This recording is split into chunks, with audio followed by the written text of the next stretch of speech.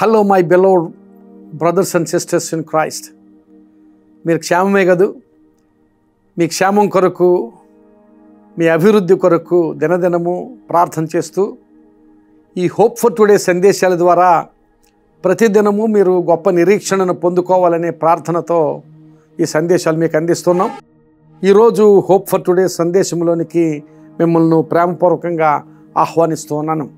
ఈరోజు మత్తయి సువార్త 6వ అధ్యాయము 27వ వచనాన్ని మీ కొరకు చదువుతున్నాను. మీలో ఎవడు చింతించుట వలన తన ఎత్తు మూరెడెక్కువ చేసుకొనగలడు. మీలో ఎవడు చింతించుట వలన తన ఎత్తు మూరెడెక్కువ చేసుకొనగలడు. ప్రియులారా, మనందరి జీవితాల్లో ఆయా సమయాల్లో మనం ఎదుర్కొంటున్న సమస్యలను బట్టి, మనం ఎదుర్కొంటున్న శ్రమలను బట్టి, మన ప్రతికూల పరిస్థితులను బట్టి చింతించడం అనేది సహజమే. అందరం ఏదో సమయంలో చింతిస్తాం.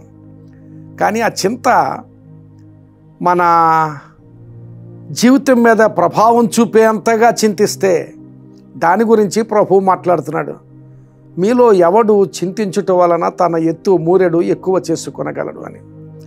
చింతించడం లేక వర్రీ అవ్వడం మన పరిస్థితులను ప్రతికూలంగా ప్రభావితం చేస్తుంది. చింతించడం వలన మనకి ఏ ఆశీర్వాదం దొరకదు. చింతించడం వలన వరి అవ్వడం వల్ల మనం పరిస్థితులను మెరుగుపరుచుకొనలేము అని ప్రభువు మాట. నిజమే, చాలాసార్లు మన ఆలోచనలో ఉన్న వర్రీస్, అలాగే మనం పొందుతున్న చింతలు మనకు సంతోషం లేకుండా చేస్తాయి, సమాధానం లేకుండా చేస్తాయి, నిద్ర పట్టకుండా చేస్తాయి, అనారోగ్యానికి గురి చేస్తాయి. ఇంగ్లీష్లో ఒక నానుడి ఉంది, don't worry yourself sick అని. అంటే నీవు చింతించి నీ ఆరోగ్యాన్ని పాడు చేసుకోకు, నీవు చింతించి రోగాన్ని తెచ్చుకోకు అని చెప్పే మాట. కనుక చింత మన జీవితాల మీద ప్రతికూలమైన ప్రభావాన్నే చూపిస్తుంది.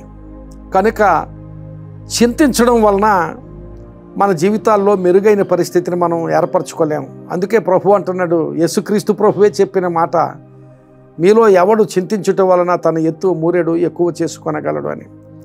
కొన్ని ఇంగ్లీష్ తర్జుమాల్లో మనం చదివితే, మీరు ఎవడు చింతించుట వలన తన సమయాన్ని ఇంకా ఎక్కువ చేసుకొనగలడు అన్నట్లుగా అర్థమిచ్చే మాటలు ఉన్నాయి.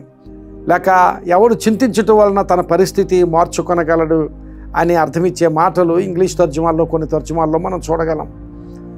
ప్రియులారా, ఒకవేళ మనం ఆయా సమయాల్లో ఎదుర్కొంటున్న పరిస్థితులను బట్టి హృదయంలో కొంత అలజడి కలగడం సమంజసమే.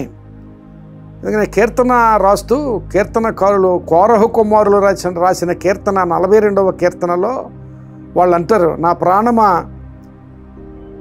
నీవేళ కృంగి ఉన్నావు, నా ప్రాణమా నాలో నీవేళ తొందరపడుచున్నావు అని ఆ కీర్తనకారులు అంటారు.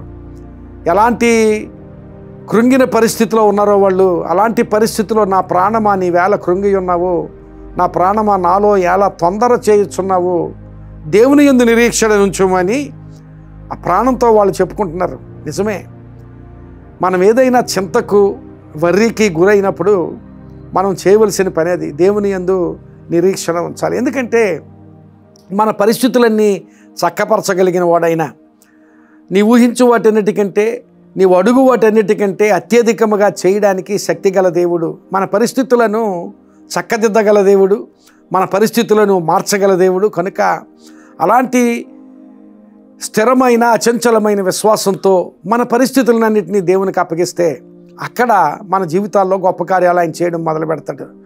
చింత నుంచి విడుదల కావాలి అంటే సంపూర్ణంగా నీ భారాన్ని ఆయనకు అప్పగించడంతోనే ఆ విడుదల ప్రారంభమవుతుంది. నీ భారమును యెహోవా మీద మోపము, ఆయనే నిన్ను ఆదుకొనునని దేవుని వాక్యంలో మనం చదువుకుంటాం.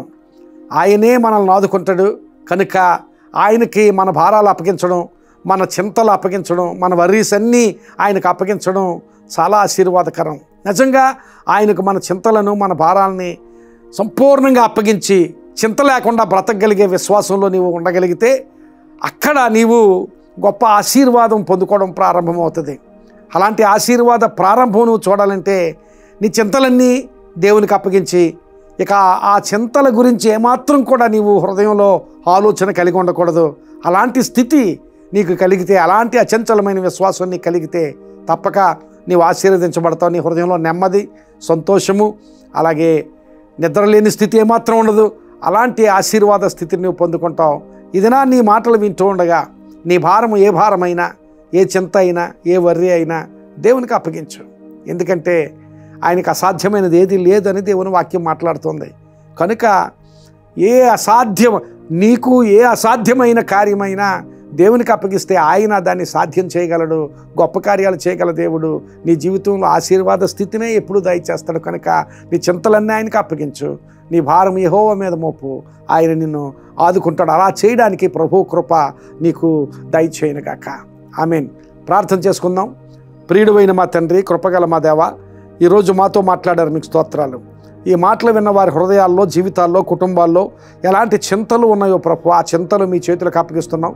నిజమే ప్రభువా, ఈ మాటలు విన్నవారు వారి చింతలను అప్పగించుకునే స్థితి, వారి వర్రీసన్నిటినీ నీకు అప్పగించుకునే స్థితి, వారి భారాన్ని సంపూర్ణంగా నీకు అప్పగించుకొని ఆ భారాన్ని నుంచి విడుదల పొందుకోగలిగే స్థితి, అలాంటి విశ్వాస వైఖరి ఈ బిడ్డలకు దయచేసి ఆశీర్వదించమని ప్రార్థన చేస్తున్నాం. వారి సమస్యలలోనూ వారి అవసరతల్లోనూ మీ సహాయం దయచేసి నీ కృపను వారి జీవితంలో విస్తరింపచేయమని, ఈ మాటలు వారికి, వారి కుటుంబాలకు ఆశీర్వాదకరంగా ఉంచమని యేసు నామమున అడుగుచున్నాను తండ్రి. Amen. God bless you friends. May this message be a blessing to you. ఈ సందేశం నీకు ఆశీర్వాదకరంగా ఉంటే మీకు తెలిసిన వారికి ఈ సందేశాన్ని పంపించండి. వాళ్ళు ఆశీర్వదించబడతారు. వాళ్ళు ఆశీర్వదించబడినప్పుడు దేవుడు మిమ్మల్ని కూడా ఆశీర్వదిస్తాడు. God bless you.